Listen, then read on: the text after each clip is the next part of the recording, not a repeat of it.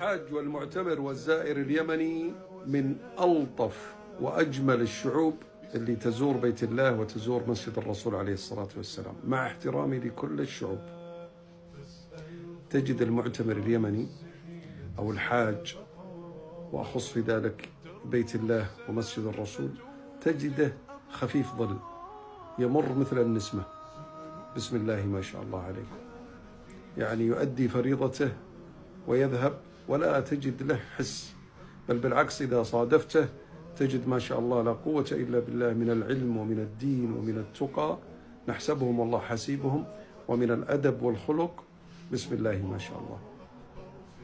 فعلا كما قال المصطفى عليه الصلاة والسلام: الإيمان يماني والحكمة يمانية، ولا زال فيهم الخير إن شاء الله. أسأل الله أن يجمع شملكم وأن يجعل اليمن السعيد قريبا إلى خير.